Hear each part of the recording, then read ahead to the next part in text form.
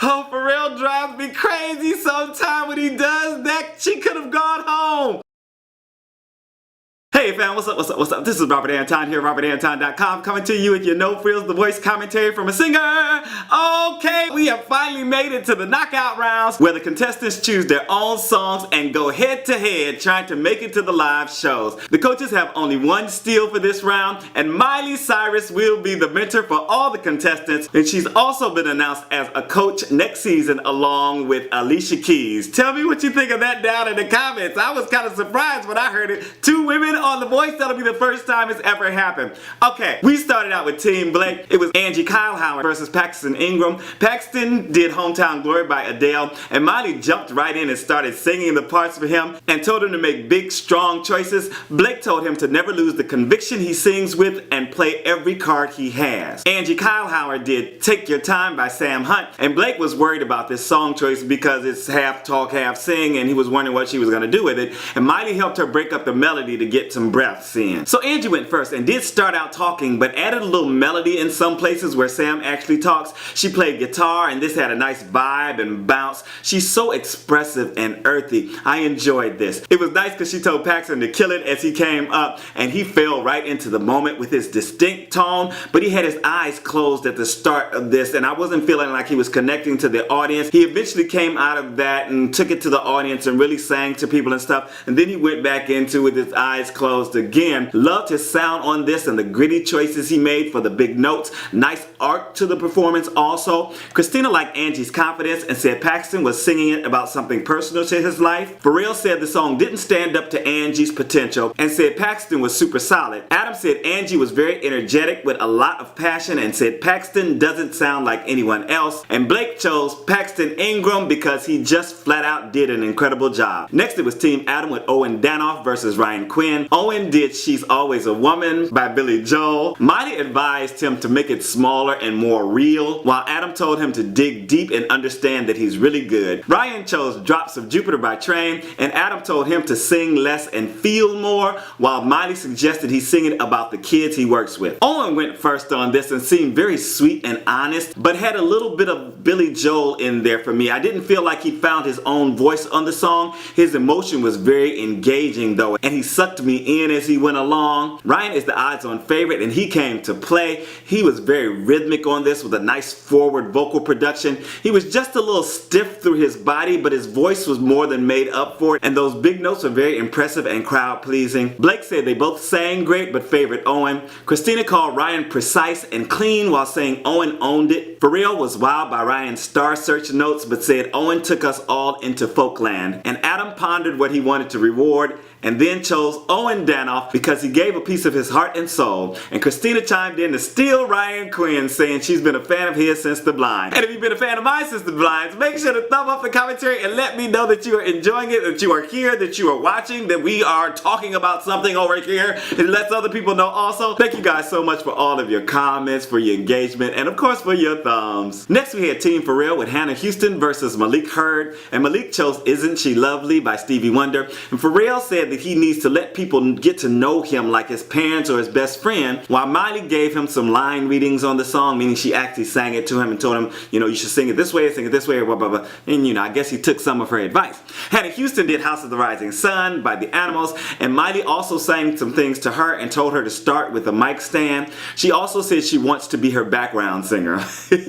Hannah started this nice and easy at the mic stand, kind of directing herself with her hands as she was singing. She was doing a little direction. She also had on the stank face for this and lit up the stage with grit and growl as she stepped away from the stand. Her scoops and wails were everything on this, and the big note finish very intense. All the coaches stood for her. Malik strutted downstage and bit into this melody with such a wonderful tone, but I wasn't feeling like he was leaving it all on the stage like Pharrell asked him. The key change at the end was very nice. There was a nice touch. Adam told Hannah she brought the house down and called Malik a great competitor. Blake called Hannah incredible and told Malik it was entertaining to watch him. Christina was most impressed by Hannah's cleverly placed choices and told Malik she felt the joy from him. And Pharrell chose Hannah Houston, saying she's the all-around full package. Next we had TeamBlake with Caity Peters versus Lacey Mandigo. Lacey did Zombie by the Cranberries, and Miley got up and sang how she wanted her to begin the song. She also advised her on the endings and parts of the song. Caity did Gypsy by Fleetwood Mac, and Miley was getting chills as she sang this in rehearsal, and Blake said she reminds him of Trisha Yearwood. Miley told her to finish certain notes in order to pick up other parts. Just small things that are really helpful to a singer. And even when you like are a great singer and stuff, you still a lot of times have an outside coach to say, did you notice that you do this here and here? Maybe you should cut it here. You know, so it's always those little things that we don't always notice as we are just singing and doing our thing. You know, we might drop certain phrases or be able to pick something up easier at one point. And she in her coaching so far, she's really been pointing out little bitty things that would make things so much easier on the singer. And I really like that about her so far. So Caity had a nice grounded but lightly breathy quality as she started this out and was very invested in the lyric and just telling the story. She sounded so clear as she went into her higher range and got several ovations from the crowd. This was a really exciting, competition-worthy arrangement. Lacey was a sex siren up there. Her voice was so connected to this, but she seemed quite reserved to me. I was liking her voice and the way she attacked it here, but it felt like she just didn't connect until the very end. It was kind of blasé to me. Christina called Caity's performance very clean. Pharrell said Caity had so many sweet spots and favored her while saying Lacey has all the tools in the shed. Adam called Caity phenomenal and talked about the power and presence of Lacey. And Blake chose Caity Baisden because she sang the best, and Pharrell chimed in to steal Lacey, and then so did Adam, and Lacey chose Pharrell. Next up was TeamXtina with Allison Porter versus Daniel Passano. Why gone too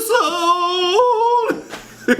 I'm sorry, I can't help myself. Lord have mercy. Allison Porter did River by Joni Mitchell, and Miley was blown away by her vocals. You can see it in her face. She was just like, and Christina told Allison to make eye contact and also to look into the lights and let them reflect her eyes. Does that really work? Let me look. Let me see. Is it reflecting my eyes right now? Now I can't see the darn screen. Daniel Passano did Ain't Too Proud to Beg by The Temptations, and Christina told him to watch his pitch as he slid into notes and challenged him to hit some high notes, and then her and Miley sang a few little changes to him. And Christina also told him to throw in some more raspy growls. So Allison went first with just a piano. Her voice is so bright and almost twangy with a beautiful ring to it, very folksy and engaging, and those high notes just flow out of her so connected and effortless and up and down all throughout her range. She also had a very nice emotion and some nice extended straight tones. Then Daniel started out strong with a nice energy and a smoothness. I was laughing after he did his spin, a little goofy, right? And I wished he would have used a little more of that. And he did a few little things, but he just didn't commit to them enough, didn't make them big enough. They were like really light, like he wasn't sure if he should do them. So I was like, he just didn't go far enough in his movements. This wasn't his best vocal. Pharrell stood for him. And Pharrell said he fought his way out of a corner and called Allison masterful. Adam said Daniel has what it takes and called Allison something special. Blake said Allison was magic and Daniel swung for the fence but preferred Allison. And Christina chose Allison Porter, calling her special, unique, versatile, and many other adjectives.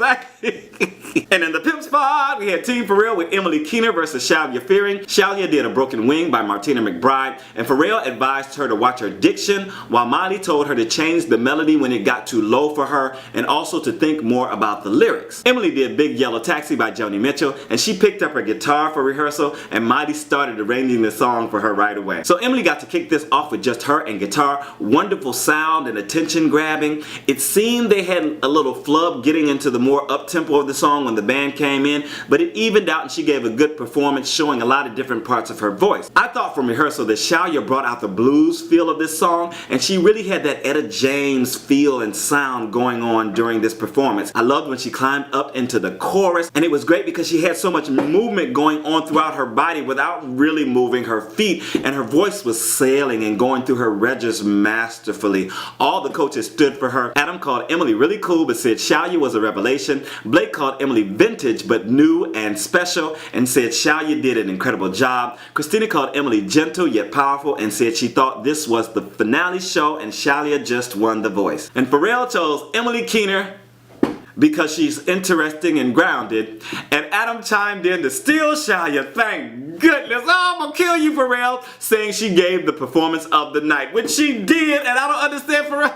Oh, Pharrell drives me crazy sometimes when he does that. She could have gone home. Oh my God, but thank goodness she didn't. It's a win-win, but I'm so unsatisfied. I'm so Tell me what you thought down in the comments of the ending of this show, y'all, because oh my goodness, so Pharrell gonna give me a conniption or something. Alright, this is Robert Anton, robertantonnyc.com. Thank you guys for sticking around. If you stuck around to the end, let me know down in the comments. I'll see you tomorrow night for the knockouts. I'm out.